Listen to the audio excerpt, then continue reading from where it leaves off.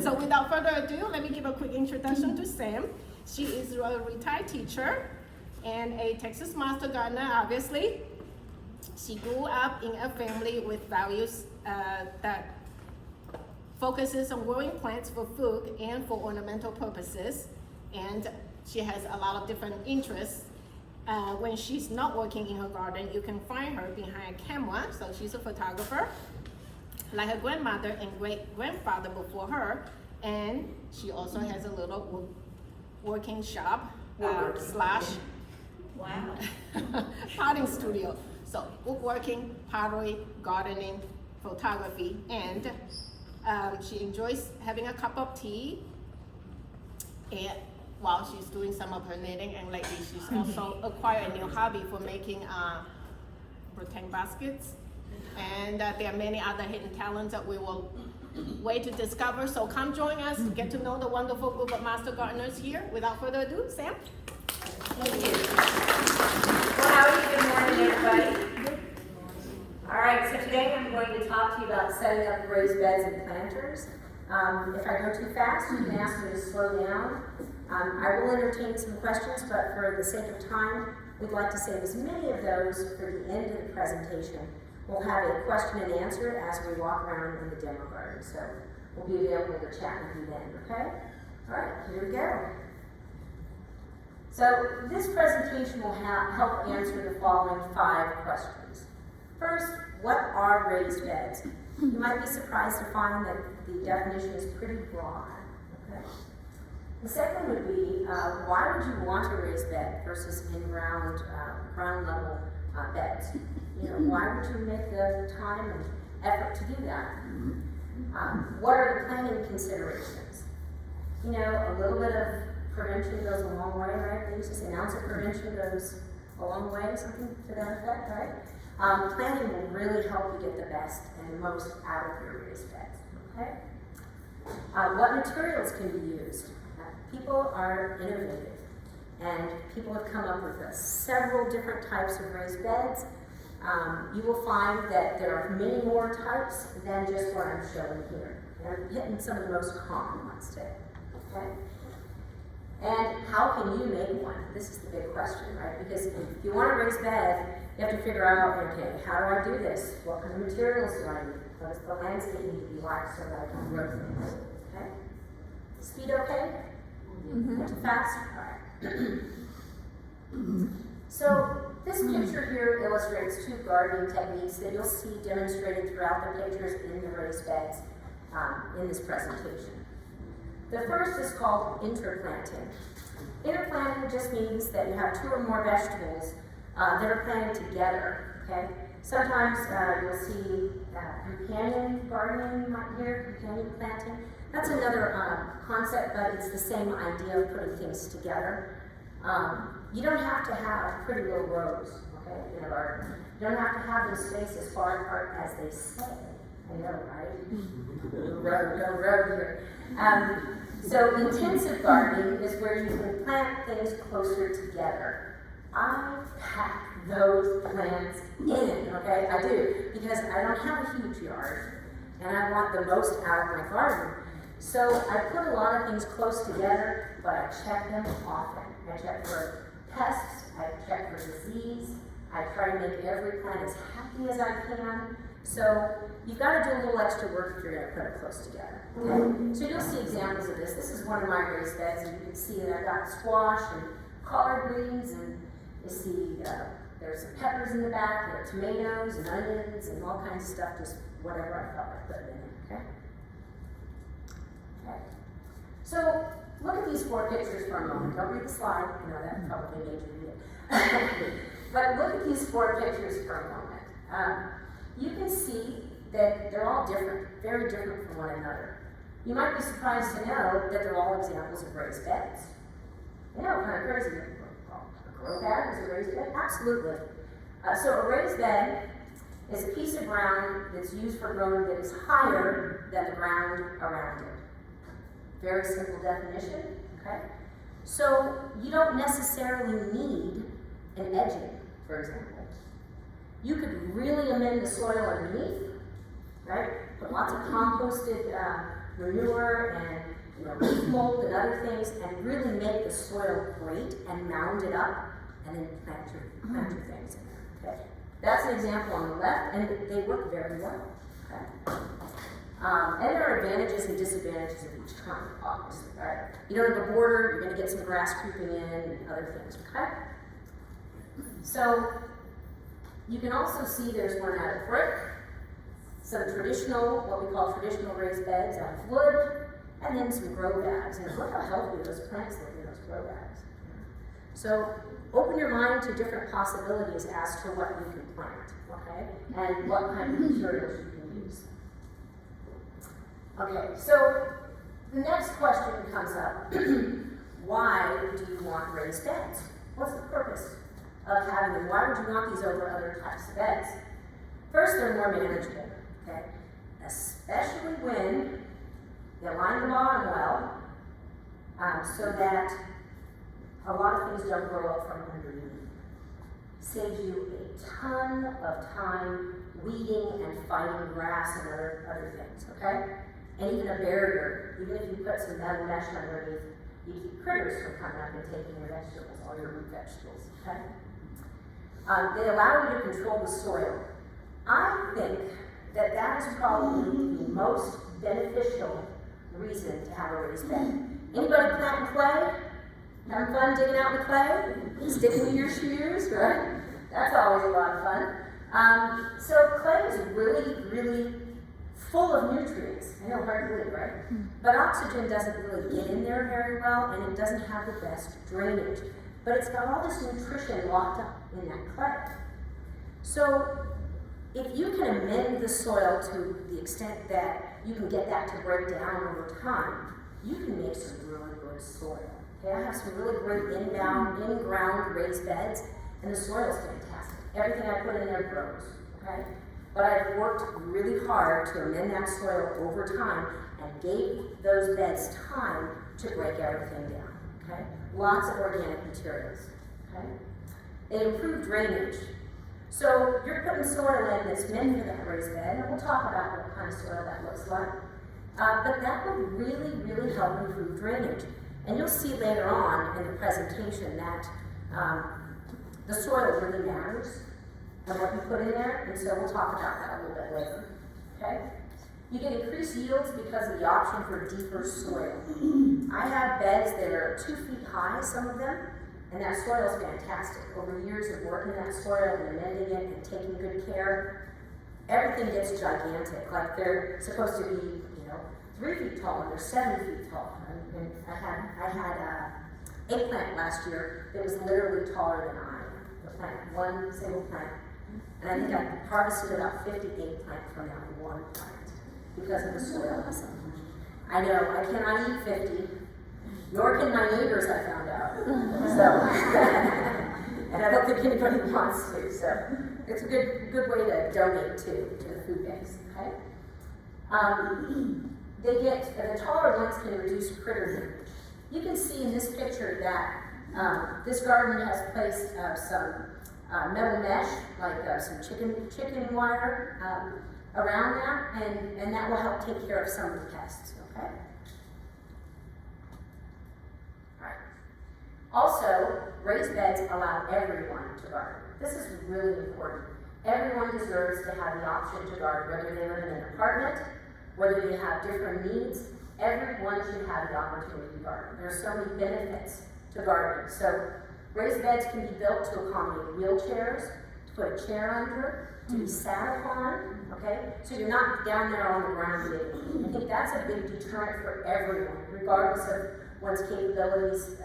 You don't want to sit on the ground on your knees all the time. It's hard work, right? And I don't know about you, but the older I get, my knees really getting back up is the problem, right? It's not getting down, it's getting back up, okay? They're compatible with rapidly changing production gardens, okay? Vegetables, for example, I put in green beans, a couple of weeks later, 2 to 3 weeks later, I plant some more, right? And as some plants are spent, I pull those out, and that way I have fresh crop all the way through the season, okay? So I continually put in more crops, change out, pick something, put some seeds in. And so I have a habit of every Friday is seed planting day. It's hectic day, right? And Fridays are fun. Everybody likes Fridays, right? So I go out and put seeds out on that day. Okay? Take out sped plants as well. They don't require a ton of space. You can see in the picture here, right here, the middle one, it's on a patio, just a couple of little bricks around. You can put it in an apartment, on a balcony. You can do so many things with raised beds, okay? It divides up the work into sections. Okay, so I have many different kinds of raised beds. The ones that I really enjoy working in are the ones that are lined underneath with landscape fabric. I'm just going to put it out there. I do not like digging nutsedge out of beds. Anybody else have that issue? Nutsedge, lots of fun. If you don't know what it is, you'll find out if you run. Okay? So, and they can have raised bed value. Okay? Alright, so let's talk a little bit about planning. First, you gotta ask yourself, what am I doing this for? What do I want to get out of this? If you don't take a moment to figure out what the purpose is, you're not going to achieve what you want, because you don't even know what you want, right? You gotta kind of have an idea of what you want to achieve. So, you gotta ask yourself, what am I gonna use this for? Is it for shade plants? Is it for perennials, annuals? These things affect what you will plant and when, and the function of the bed. Does it need to be moved at any point? The majority of raised beds, I'm going to turn the volume down just a little tiny bit. Is it too loud? Sure? Okay, because I have a tendency to project. I have a teacher voice. Okay. So, does it need to be moved at any point? Here's the thing. Most raised beds don't like to be moved. Okay? But some things need to be moved because of our weather, right? Or you'll have to cover things, right? So you need to ask yourself, is this going to stay in place, or do I need to move it around? What kind of bed do you think would be great for moving around? What type of things? What do you think? Fabric containers that are small are easier, even though they have handles. The bigger ones don't use the handles to pick them up because they rip. And your plant spills out and you cry, I'm just saying, okay? Not that I know from experience, but it does happen, okay? Is it safe? Okay? Is the material I use safe for food? Okay? Do I want this in my garden? Is the location accessible? And is there space to work and move? Please be safe about your raised beds and your garden.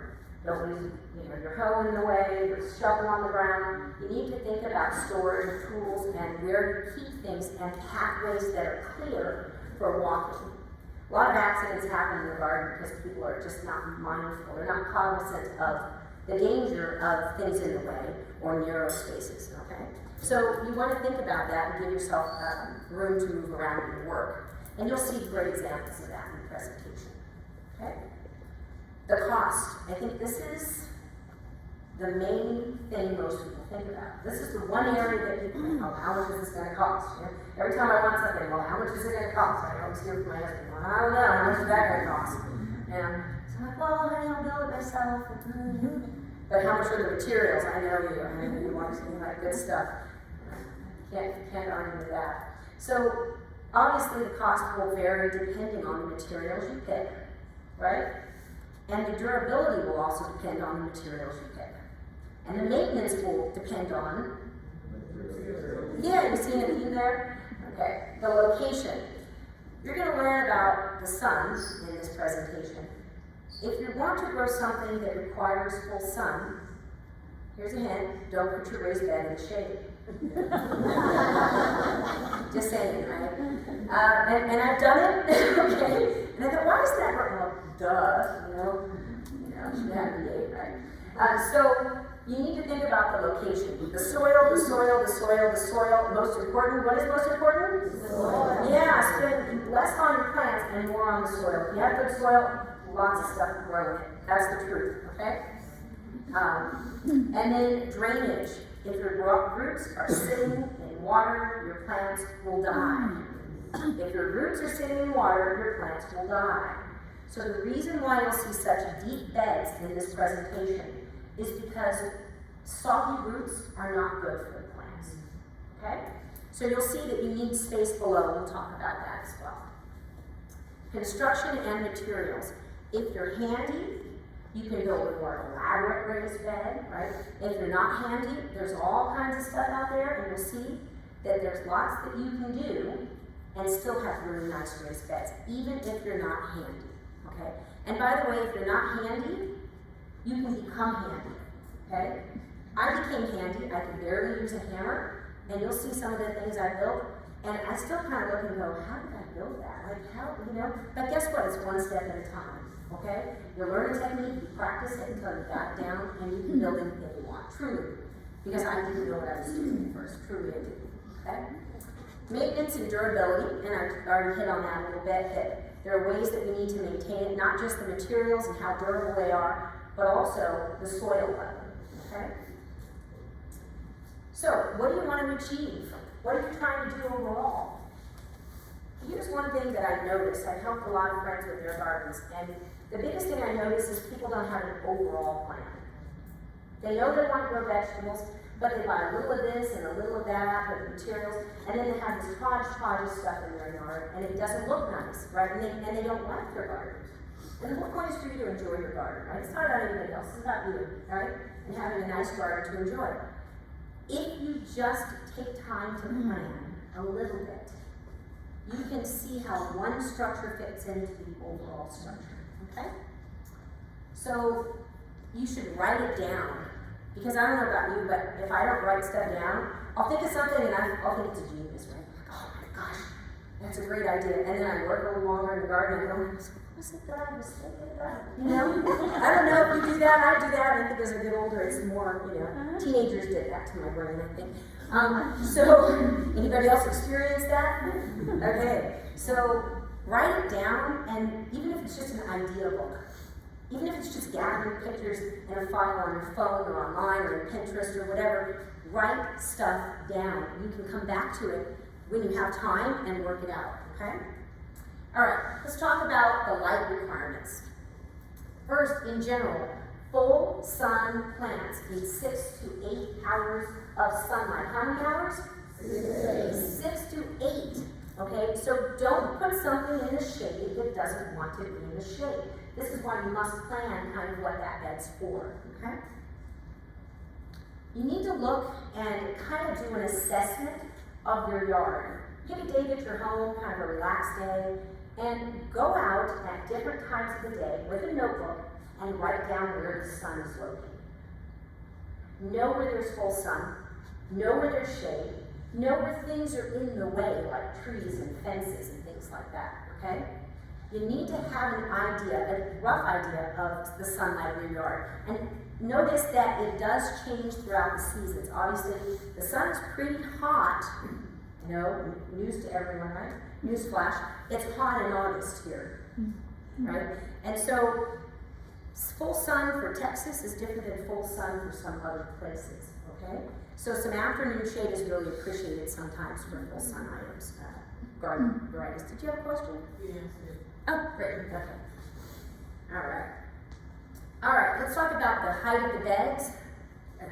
Bed height, in ground, 8 to 12 inches, and amended base soil. So if you're gonna go with in-ground beds, like you saw the one without the border, or if you put a little bit of brick around the edges, dig down deep. I know it's not cool or hip to dig deep in the soil right now, it's not in trend, but the clay is not going to grow a lot for you. Amended clay can grow a lot for you, right?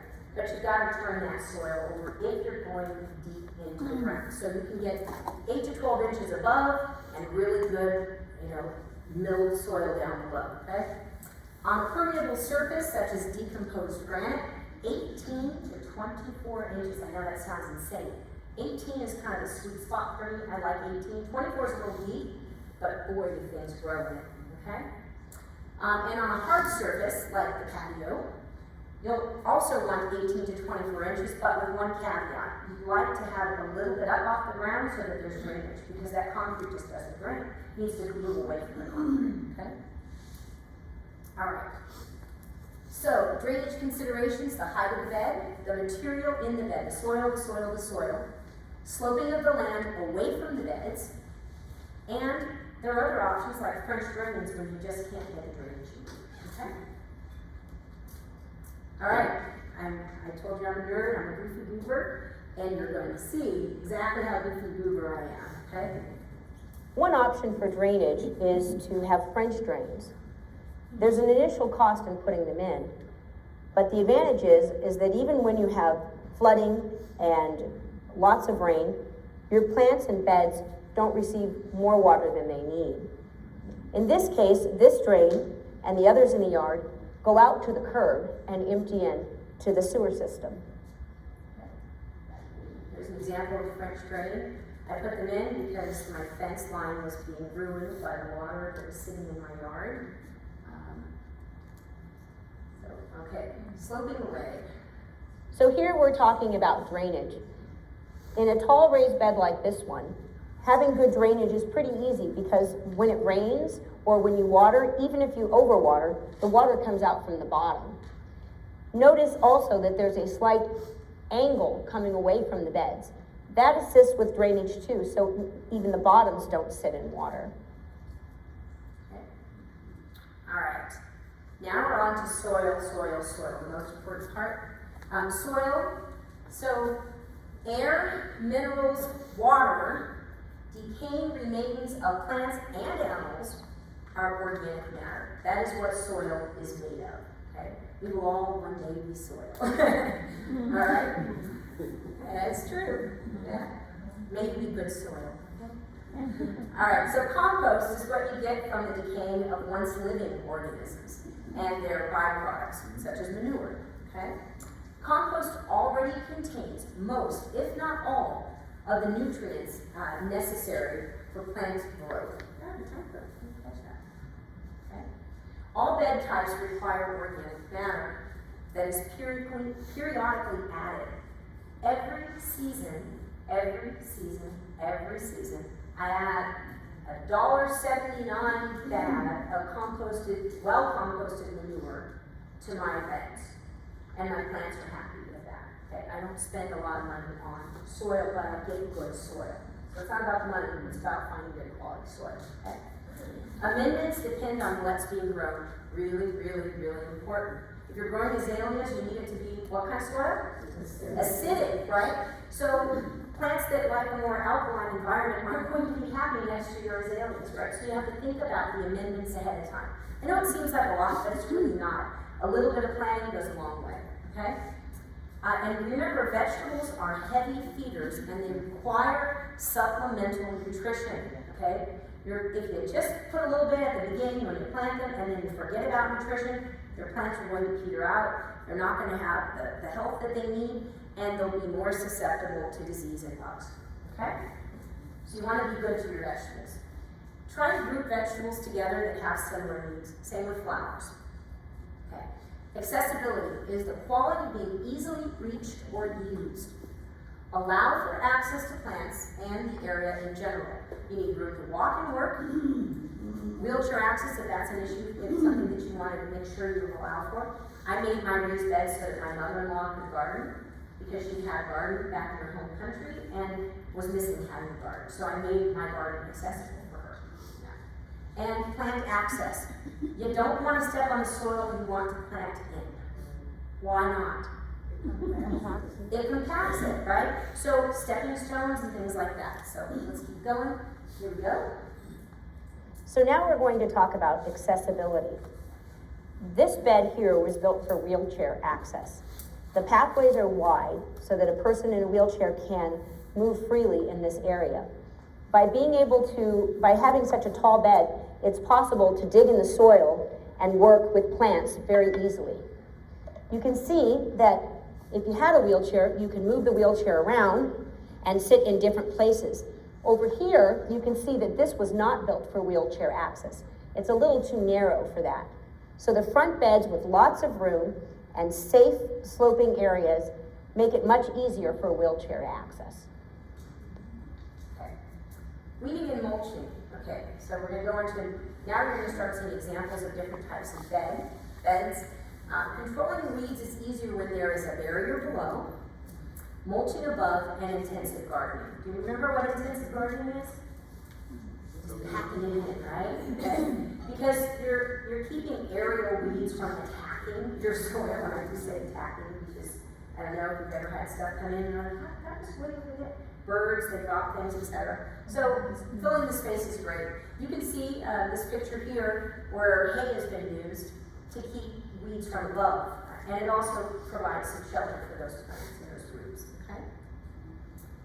Add soil. Okay, so maintenance. Organic matter breaks down, which decreases the soil level.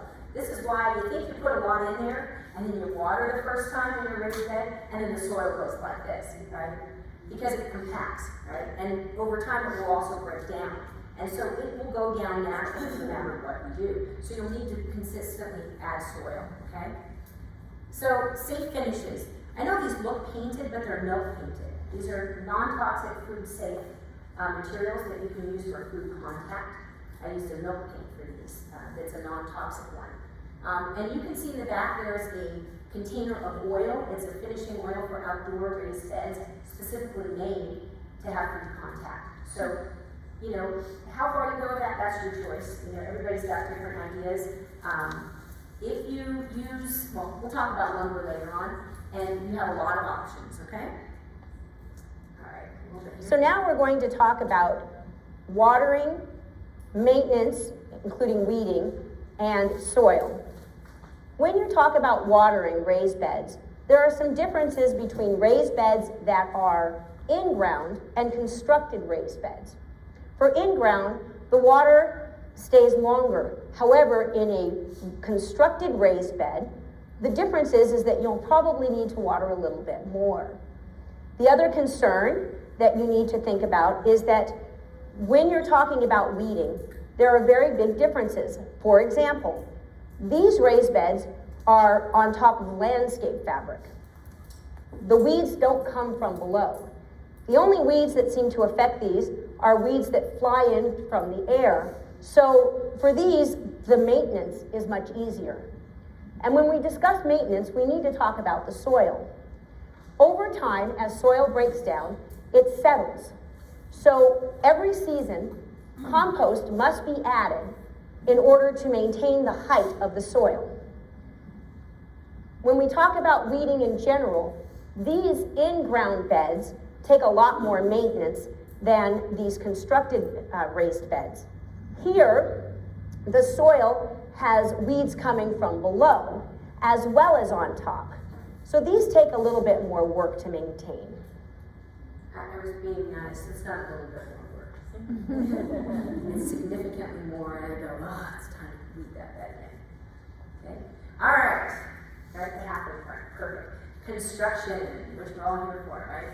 So now you know about sun, what you need to do. What do you need to do about sun? How do you know? 8 hours for full sun, 6 to 8. What else? Knock it out. Yeah, and you gotta know what the sun's like in your yard, okay? It takes a little bit of time to do that. Okay, so construction.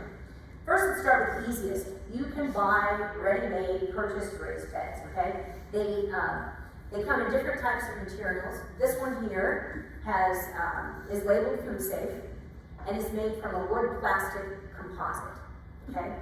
Plastic composite beds will work over time, but so will wood, okay? So the only thing I haven't seen work are the cinder blocks and flagstone on top. They stay pretty well, but of course there's a higher construction cost for those, okay? All right, so these are wood resin composite. Notice the nice brackets. You just slide the wood in and secure the wood. I'm going to say this, and I hope you listen to this. If you're going to drill holes in wood, drill holes first before you put the screws in, or you can split the wood, and it is not happy at that moment when you split wood and you've just gone and gotten it, you cut it, or you had it cut, you paid all that money, and now you damaged the wood, right? So pre-drill your holes, okay? This picture is of beds that were 3 years old at the time of the photographs. Some bowing has occurred because the Texas sun is harsh, okay? But they still work perfectly well. Really nice. All right, one more video here. Here, I'm standing in a raised bed as well. You might be surprised to learn that raised beds also include in-ground raised beds. The difference between an in-ground raised bed and just in-ground planting is that in in-ground raised beds, the soil has been built up. In this case, the natural soil here is clay. We're in Texas. So what I do is I add composted manure with humus, and over time, the soil becomes workable. Clay holds a lot of minerals and nutrients. So if you can get the clay soil to release those nutrients, your plants can be very strong and healthy. Okay. So you can see that it's time to add more soil because the soil has gone down to almost the level of the border. And so it was time to do work in the yard. Okay. All right. So in-ground raised beds, no bottom. Okay. So notice the progression in these pictures. So there's the ground prep, adding soil, defining the space. Okay. There's irrigation in this bed. This is a really nice option for Texas and for anywhere really. This is drip irrigation, and so there are holes in the bottom of these tiny little hoses, right? Tubes. I think tubes would be a better description. Thank you. And so they're like tubes, and they have little holes in them, and then they drip the water directly into the soil, nice and slow. And so more of the water goes into the ground rather than evaporating in the air. Okay. There are stones. What are the stones for? For walking, so you don't compact the soil that you want to plant. Okay, very important. And you can see, look at the healthy plants in that bed, right? So Carol has done a really nice job getting that bed ready, and there's access to water as well. And it's easy; you can set timers and other things on these, so it saves time too. Okay. All right, so these are 3 different kinds of beds. The first, the left bed, that's permanent. It's made of flagstone-covered cinder block. This is how this is done. If I do have this done again or do this again, I'll put landscape fabric first. This is the one you saw in the video. Live and learn from my mistakes, okay? You can also put cardboard and newspaper, okay? And you're recycling at the same time. I try to get professional landscape fabric that's thicker, and I put a lot of layers, but over time, everything breaks down. Everything breaks down, okay? Breaks down here. All right, so it's got rebar down inside, and then there's cemented flagstone, thick pieces of flagstone. So it looks nice, and it doesn't wear down. And this one was about 12 years old at the time of the picture, and it's almost identical to one of these. Okay. I think way back then I paid $500, and it's a pretty big space. The middle bed is reconfigurable. So you've got cinder block as well, but you can move the bricks of the cinder block around, okay, the cement bricks. And the right bed, the grow bags, right, they allow for good root systems. The roots don't spiral around the bottom of the pots. They're inexpensive. You can change them out. They have decorative colors to match in the garden. And you can put, before you fill them, definitely before, again, from experience, beforehand, you can, make a little cart, you get some wheels from like one of the local hardware stores, and make something and put them on that. That way, you can wheel them into the garage instead of trying to cover everything because the storm's coming, right? And they're also very inexpensive. Okay. So here are the key features of this. This is a large bed, and you can see this is a walkway in between. So it's kind of a U-shaped bed. Really, really clever design. You can see there's mulch on the ground, right, to help the weeding, for weed prevention, and for drainage. There are large pavers, and you can sit on these as well and put your tools there. Lots of room to work and walk, and not too wide, so it's easy to access plants. So here's something to think about when you design beds. Don't make them wider than 4 feet. Because you have arms and they're not that long, okay? I have short arms for my body, sorry, I really have short arms. And a 2-foot stretch is about what's comfortable. So from either side, a 2-foot reach, that would be a 4-foot wide bed, okay? And I love this pathway between. You can just sit there and, think about things. Question? Any questions? All right, so this one is a cinder block set of raised beds. You can see that they're reconfigurable, and you can see soils being added and more cinder block is being stacked, which is really clever. You can also reconfigure these. You're like, oh, I want a little further, I'm going to work this out a little more. You clear a little land, you put some good drainage, landscape fabric, and you put some more cinder block on there and fill it up, and now you've got more planting area in the afternoon. The cattle panel is a great idea for vertical gardening. Vertical gardening means gardening up vertically, right? And so a lot of advantages are there with, I'm sorry, I'm getting away. A lot of things are there when you have vertical gardening. For example, you can keep your plants a little healthier because the leaves aren't sprawling along the ground. Now I've got pumpkins on mine. I know I was really ambitious. Not on cattle panel, but on an archway. And it's a very strong, heavy-duty steel one. However, my pumpkins are growing great up, but they're also rambling on the ground. They're pumpkins, right? So think about the size of the items you're going to grow on them. Pole beans work really well. Cucumbers, okay? Anything that needs some support, really great. And throw a couple of flower seeds in there so that you can get some nice flowers there as well. So you get a mix of both. You can access this with a wheelbarrow. It's good for walking. There are stepping stones again. So really clever design and use of the space. All right, so brackets for corners and wooden raised beds. You don't need any woodworking experience to build these. You just put the wood, butt them up against each other, do a butt joint, and screw some holes in after pre-drilling, and you're ready to go. Your bed's built, okay?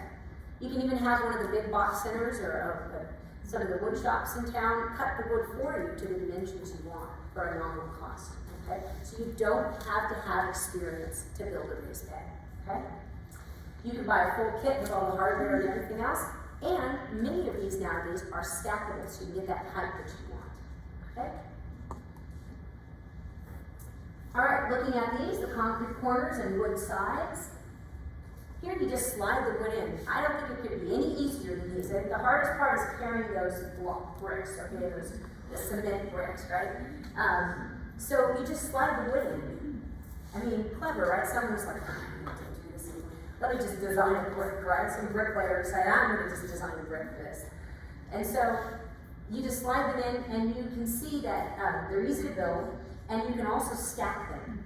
So you can put one of these on top of another and just slide them in. Again, really quick, really simple, and you can have a bed up and running, okay? Oh, and I wanted to point out that they used some, what is that?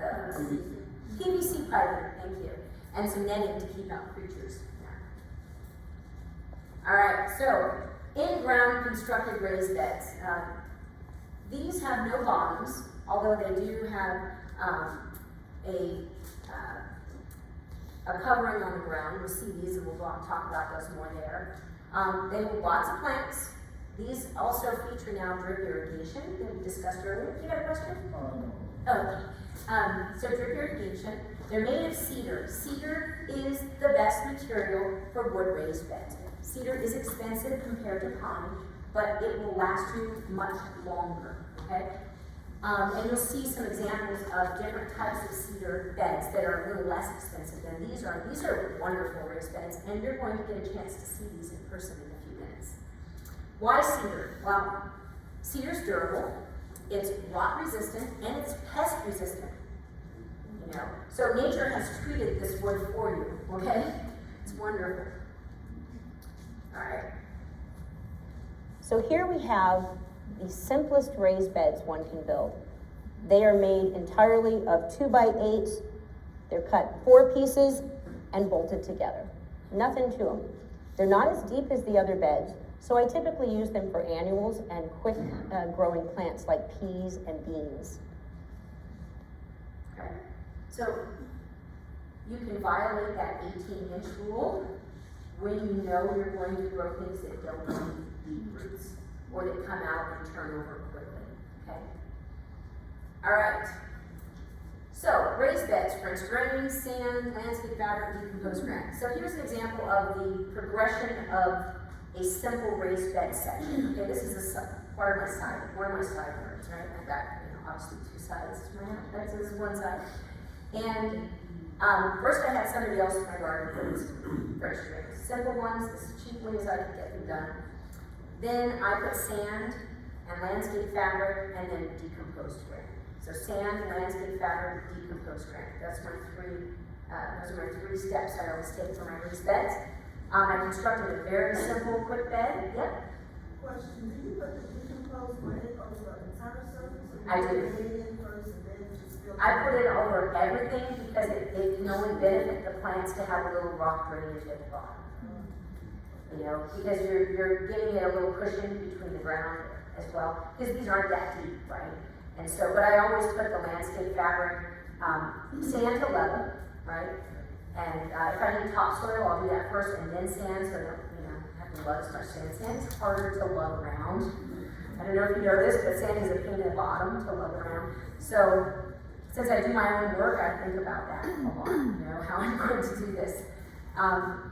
And then I put, I think it was about 2.5 inches of decomposed granite, and then I added more. I used a little tamper thing to tamp it down. Oops, lost my speaker. My mic, okay. You can see that there are paving stones. You can make your own paving stones. I'm just saying, you can. It's like making Jello. Anybody make Jello before? Where are my Jello makers? Come on. Pineapple, right? Okay. I don't know. When I was growing up, pineapple, I don't know why someone decided pineapple belonged in Jello, but, and it's not bad. It's just, you don't see that anymore, right? Remember Jello molds, huh? The Tupperware for it? Okay, anyway, I'm dating myself, aren't I? Sarah? The decomposed granite, is that just for the flooring and drainage?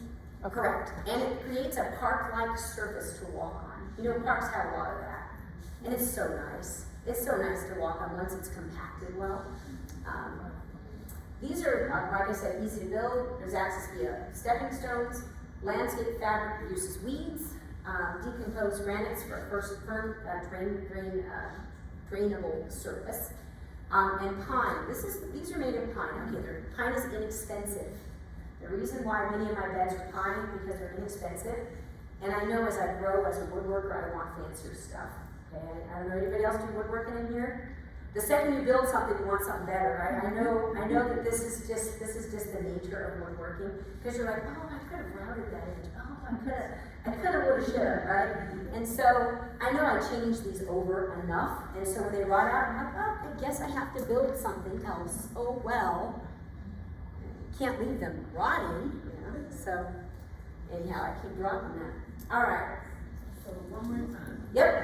Your construction of this, so you get rid of the grass that's there. Oh yes, St. Augustine is not saintly, just for the record. Oh my goodness. And then you put sand to level. I put a little soil first, because I fill in like holes and unlevel areas, and then I put sand, and you check it with a level. You get a nice big one and you check it. You make sure it's kind of level. Sloping away is good though too, so if it's sloping, slope it the way you want the water to go off. These have drains over here, so mine's level. It's just level, because the drains take care of the water from there.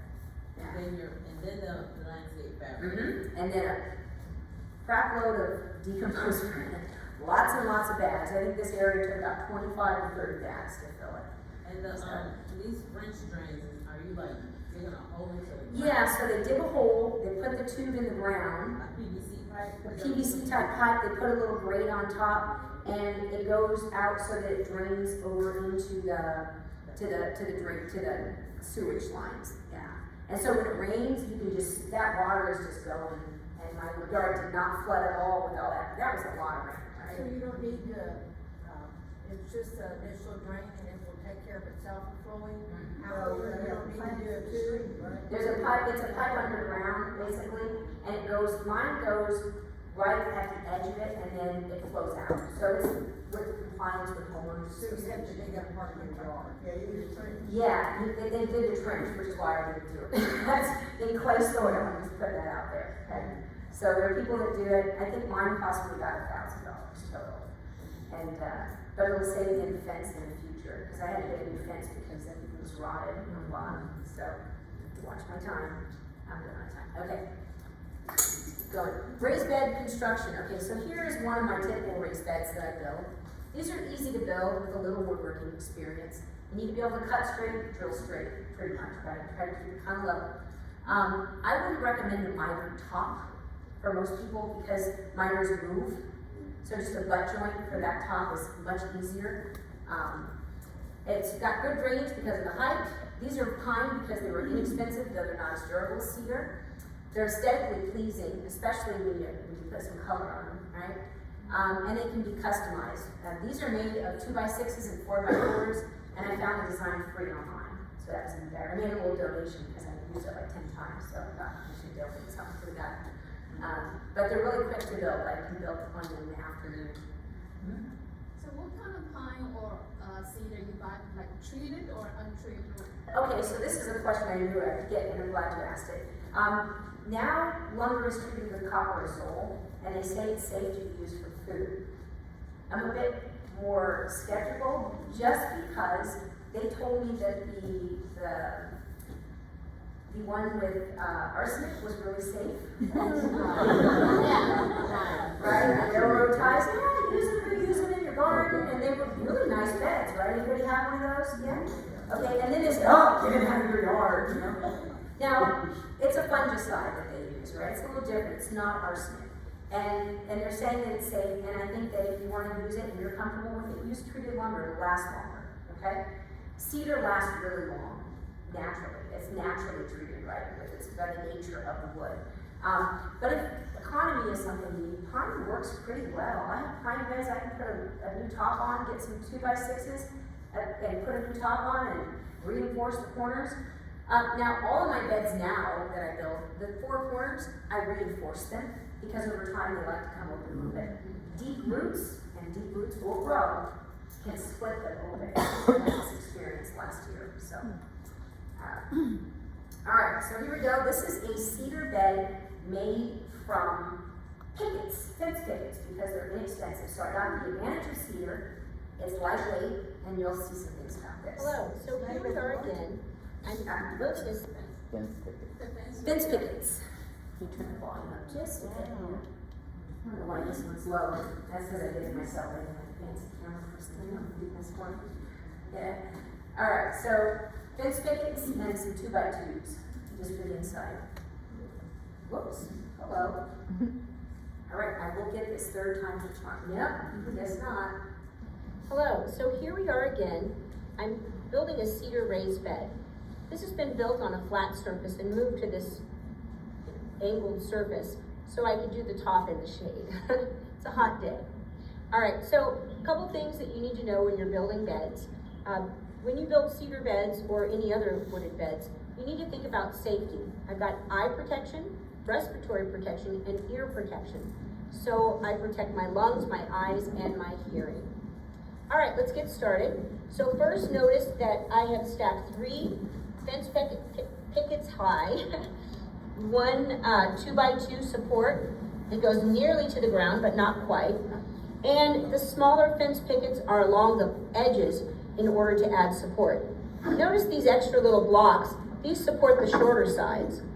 So the way I do the top is I put the top like this, the piece here, and measure the distance I want and cut 2 like that. Then I fit these between and mark the size I want. Notice that this piece will go into this corner. All right, I'll show you the finished bed in the pictures after this video. Very simple design with just a little tiny bit of experience. And so this is what they look like when you're done. Wow. They stain. Very simple, relatively inexpensive, relative to like full-blown thick cedar, okay? I could pick this up by myself and move around and go, oh, one here. No, let me try it over here, okay? So I gave this one to a relative. I made them volunteer and help. I made them volunteer. And so they would learn how to do it, so I don't have to do it for them again. And so it's in use now.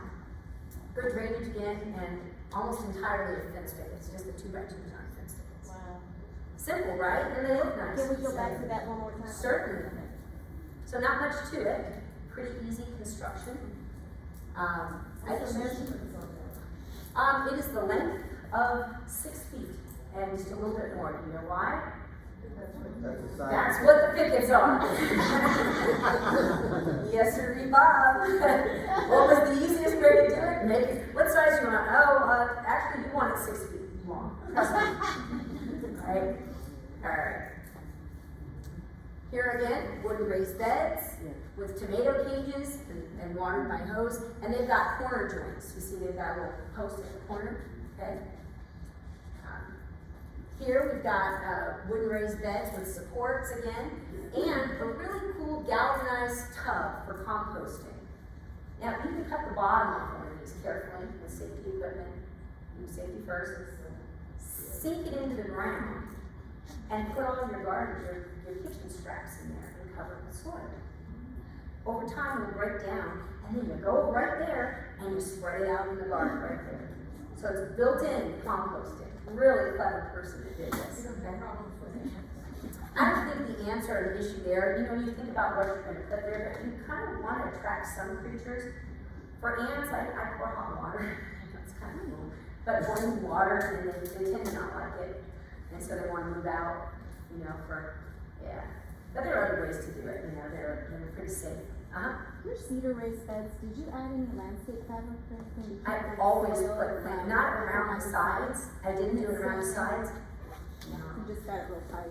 I just got to rope the ground. I got to double, almost triple it, and I use professional landscape fabric. It's just a little bit more, but it's much thicker. But you're not getting soil leaking out the sides when Not at all. Okay. Not at all. And it does come up a little bit on the edge, just a little bit. You know, I don't staple it or anything. I'm not that fancy, you know. So, yep. On your compost bin there, you put a top on it or something? I guess you could. You could, and that would get the heat too. I mean, not like we need to generate heat in August here, but the rest of the year that would be beneficial. You can make it so it's one of those cans, like a trash can lid. I think that would work too. How did you get the But that area. So for embed, I didn't cut this one out. Is Carol, is Debbie here? Where's Debbie? You know? Nope. Okay. All right. So anyway, but people use saws and other things to cut them. I just wanted to add really quick, the internet has taught me things. So for embed composting, I've started adding, sprinkler covers that you can get at, Home Depot, Amazon, they're like $5 each. Okay. It's like those black ones that already come with like a lid, this is for the sprinkler covers. You bury those into your bed so you can have one in each corner. So you can have your covered composting. I just drilled extra holes on them For aeration. to allow the worms to get in and out. And so I have several of them. The internet recommends you can bury them in your yard for not sprinklers. And they have compostable bags that you can have in your kitchen to have a little composting trash can in the And then decompose along with the materials. Right, Yeah. so I tie that up, you stick the whole thing in the hole, you cover it back up, and then you go around your yard, put it in a bag in each one. By the time you come back to the first one, now it's further down and you sow. And so that will fertilize your lawn, it'll fertilize your bed, so. That's beautiful. Isn't that clever? That's thank you for sharing that. See, so there are a lot of options. Think outside the box, you know, to get what you want. But you want worms that aerate your soil. All right, wooden raised beds and tops of the 2x6. This is the one you saw constructed from pine, and they're milk painted. So really adds kind of a little bit of charm. They look fancier than they really are. Right? So here you've got wire support and cages for peppers. Those are pepper cages. Here you see tomatoes. I know there was a question before we started about tomatoes and controlling the vines. And so you can see here that there are two it's split, and only 2 vines are being trained. The rest are cut away, and they just fill it with tomatoes. And they're really easy to harvest, and the birds think so too. So you want to put bags around them, okay? Yep. I was just wondering, do you make tomato cages? I do. I made them there. Those are the ones I made. Although I used a staple gun, not going to hold up. You just need to find some little finishing nails or something at least. And that's really thin lumber. I use thicker lumber next time. Yeah. So you live and learn, right? You improve each time. Yeah. All right, so let's talk about cold frames for your raised beds, okay? So I made this one, not this winter, but the previous winter. And I was learning to use my router well and getting excited about routing, you know, it's kind of fun, a little scary, okay? Because it spins and there's a blade and it's kind of scary, to be honest. And, you know, I watched all the videos of people ruining their fingers and, you know, cutting themselves badly. But I wanted to try, and I learned in the class. You can take woodworking classes locally, by the way. It's what I did to learn. And you can see that I can do year-round grow with this cold frame. So it's got 4 doors, 16 pieces of glass, and I open the doors to get cross ventilation, and with one on each side, and the air just goes through.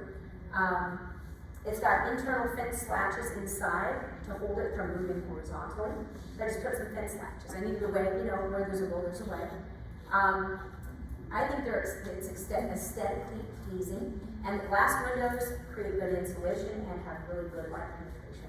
And that's just regular real glass. It's not fancy. It's not the, you know, one that doesn't shred a piece of it. It's not. It's just glass. Okay. And you can have it cut. It was really inexpensive to have that glass cut. So now I'm going to talk to you about additional structures you can place in raised beds. In this case, I built a small greenhouse or cold frame so that I can grow vegetables year round. I placed glass in here. This is 1/8 inch, just annealed glass, regular glass. I've routed the edges and placed the glass inside. The advantage of having this is that I can not only grow food in the winter that doesn't normally grow in the winter, but I can start seedlings for the rest of the garden quite early. In this case right now, I've got okra that started that will go out in the main garden when the broccoli comes out. I've got basil, cucumbers, tomatoes, peppers, and some lettuces and eggplant. So in this case, a lot of these plants will be moved out to the rest of the garden, but I gave them a head start and saved myself some money as well because I didn't have to buy plants, I was able to buy seeds. Okay. So here's that raised bed with no pink. Notice it's got a little ornamental because I like a little bling in my garden. So I just got some little hooks from one of those hobby stores, painted them, spray painted them, and then put some polyurethane on them. And then I just put some holes in my tools, you know, and put a piece of leather, and I can hang them there so I don't lose my tools. Okay, so I have a habit of putting them back, washing them off, and hanging them in the dryer. Awesome. So real quick, and it's very deep. These are about 18 inches deep. All right. Additional supports. There's a squash tunnel there. There's stepping stones for access. This is the area with the French drains. Vertical gardening creates height, and plants they don't ramble on the ground as easily. Right? I cut them back, it's rambling, and just let everything climb. Okay. So this is just the side yard, but I wanted something pretty, and I put a lot of annuals in there. You know, try varieties that I don't know if they'll actually grow here because I like to kind of push the envelope.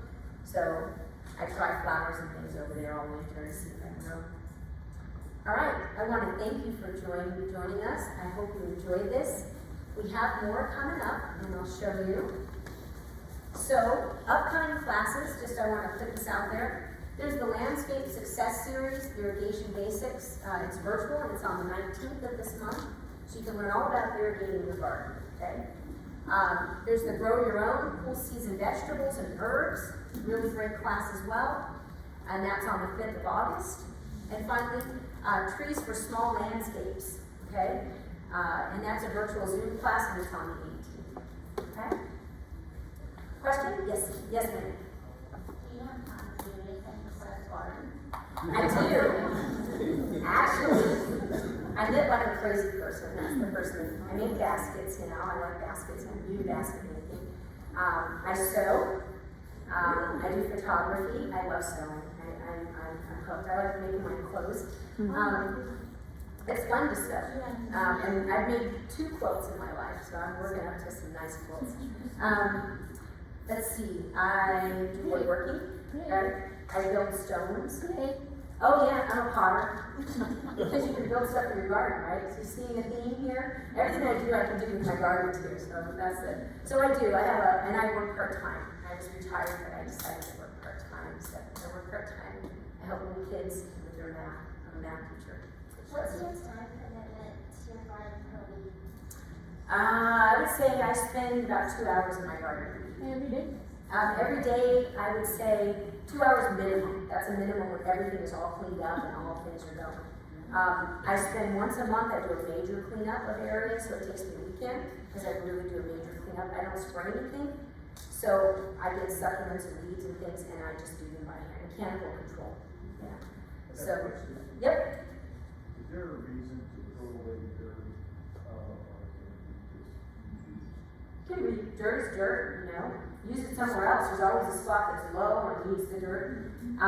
Now, I have to be honest, when I did my in-ground beds, I got rid of some of the clay. I'm sure a lot of it went in on my shoes. Because it's sticky, right? Anybody ever try to dig up clay and it's sticky? I did get rid of some, and I had the guy that cuts the grass, we call him my gardener, he's my grass cutter guy. And he takes the clay, because he doesn't do anything else but cut the edge, that's all he does. He's not allowed to touch anything, no one touches anything in my garden but me. Just the way it is. Because you think it's a weed and I think it's a flower, so. Yeah, so, you know, that's a peony, not a weed, right? So, anyway, What's your opinion on using compost versus the raised bed soil that you get at the box stores? I don't want to say anything against the raised bed soil at the box stores. It does work. I've used it before.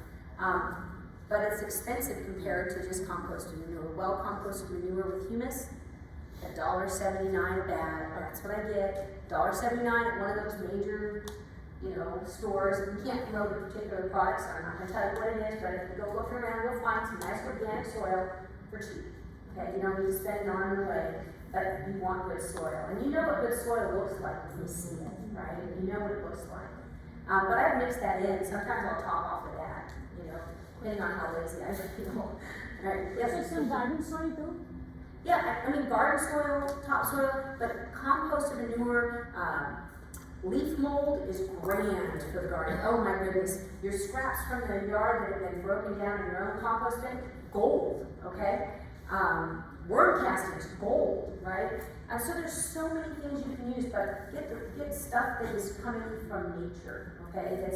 That's been broken down. You don't want to use manure that is not broken down because it has too much urea in it, right? And it can burn your plants, and you don't want to do that. And it smells bad.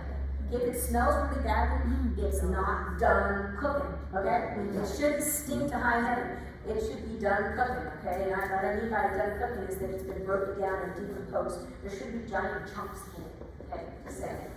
Not to be disgusting. Yep. Hi, do you test for pH? You know, soil testing, once you get your bed set up, please get a soil test. Texas A&M has a great program. It's relatively inexpensive. You take samples from in little bags from around your yard and you send it in and they do a great analysis of your soil and they tell you what you need, okay? They tell you what those beds need. How do you So I really encourage that. I'm glad you brought that up. I forgot to mention it. How do you determine when it's time to fertilize? Well, it depends on the thing I'm putting in the ground. So vegetables, I'm fertilizing, you know, for me, it's about every 2 months, but I use a slow release fertilizer.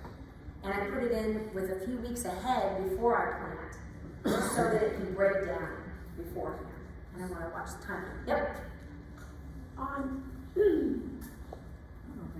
So anyway, I have a question as far as hay versus straw. Okay. When I think of hay, I think of, you know, you see a pasture, you mow it down, there's all the weed seeds in it. So does that really matter? Or should you be working with You should straw? be mindful. You should be mindful, especially depends on how, you know, your budget, but hay or straw, not a big difference in cost that much, a little bit, but you don't want to add weeds. That's another thing. When you do your own composting, please don't compost your weeds that have gone to seed. You know, don't compost things that have diseases either, because you're just adding it back into the soil. You know? You're inoculating the soil, so all of your plants can now have that disease, okay? Yep. Yeah, I have a question about the soil. So, are you saying, say when you have a bunch of sheep Well broken down, yeah. Okay, so you're telling me to mix that into the native soil that's already. Yes. Like, Yes, if you're doing the deep in-ground where you don't have landscape fabric on top. So the roots are growing down into the earth. Those are the ones that have even better drainage because it's the earth, right? When you've got some space, right? But you've got to really work that clay long before you decide to put a plant in it. You need time. If you're doing a raise, so you made a bed, it's raised, now what, you just have a bunch So- of tissue in the ground. Okay, so I would mix it in with a little bit of topsoil, especially the lower levels. I might even put a little topsoil in the bottom, and then I'll build a better soil as we get closer to the top where the roots are going to be, you know. And I like the decomposed granite on the bottom because it does add a little bit more drainage, okay? Yeah, I just want to know where to get the good compost to be used. I can't say that because we don't promote a particular product, but there are many stores that have good manure. There are many garden centers around town. Even the big box stores have some decent soil. You just need to read up and look at the soil. But I like composted manure with humus in it. You know, it does a good job breaking down soil. But I leaf mold and composting myself. I need to compost beds. That's on my list for the summer. Because I need to make my own all stuff. I bring out all the plant waste and it's not going anywhere right now. That's just wasteful. I need to fix that. Yep. All right. Looking at the time. Can I add something on that? Certainly. Howdy everybody.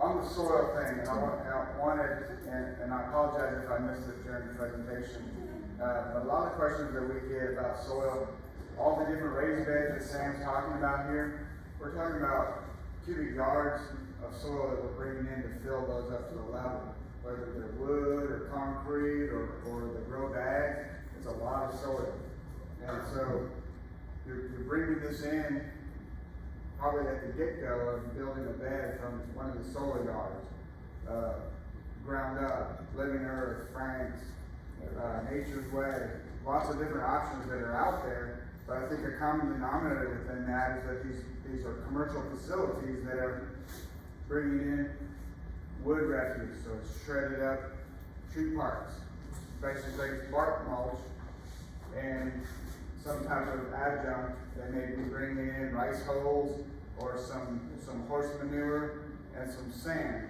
or some river soil, usually from the Colorado River. They're mining that and they're mixing that all together and they're calling that soil, but it's just a bunch of stuff that's been mixed together.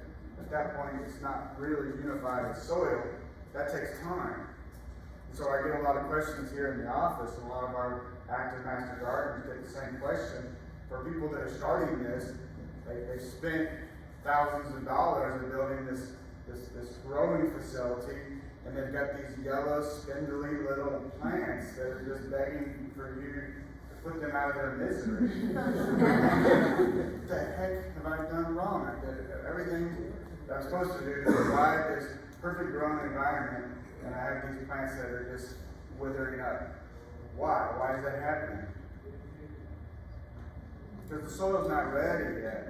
Okay? So you can go spend a fortune on the Tesla of soils, or you can go out here and get I don't know, what's the economy model car these days?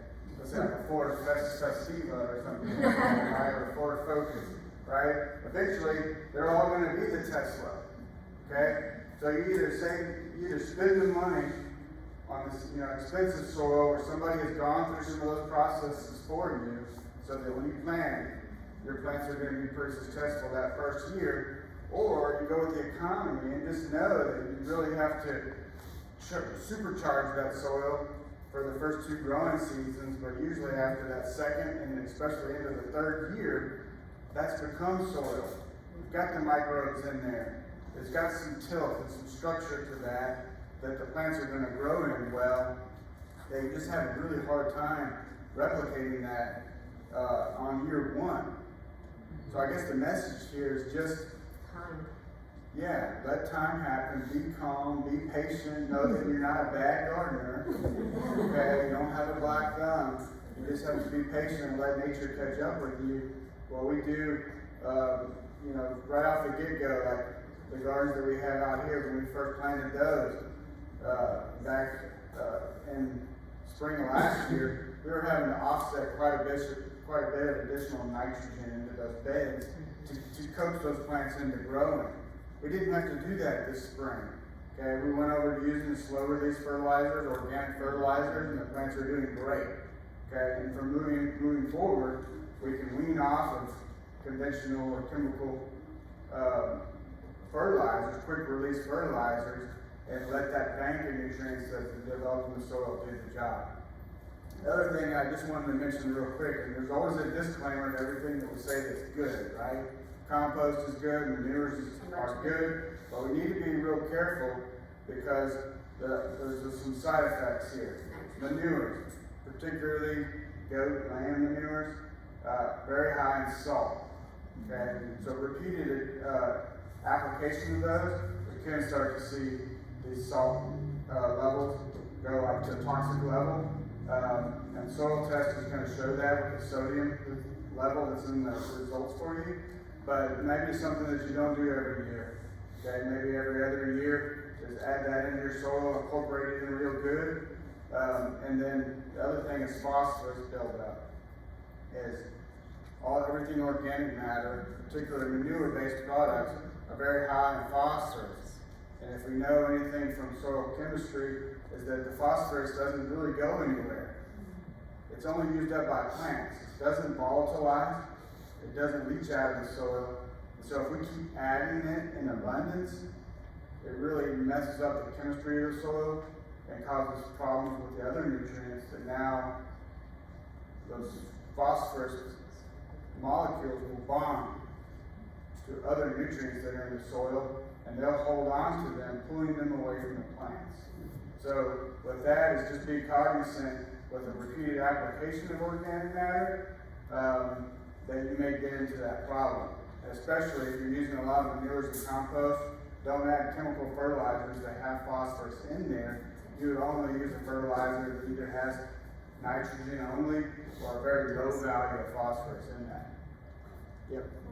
Can you use horse manure? Yes, can you use horse manure? Everything has a disclaimer. Okay, so historically, manures are great, but when we get into some livestock, we may have some potential issues because a lot of the forage for horses may have been treated with a herbicide. Okay, and so that herbicide, a lot of the common modern products have quite a long residual in the field, so there may be some of the active herbicide in the hay that they eat, and then they're going through their process, and so we may have some herbicide toxicity issue on the back end of that. So be careful. Other thing with cattle and horse is that there may be a lot of undigested seeds that go through their digestive system and are released, and they will germinate. So you may be adding some nasty weeds into your garden by the addition of that manure. Or stuff like goats and lambs and poultry, there's no seeds in the back end of that. All that is digested. Okay. So we're going to have a garden tour and a Q&A out there. And if you wouldn't mind, if you've got your device, to give us a review, we'd appreciate it. I hope you enjoyed the presentation, and thank you really for coming out this morning.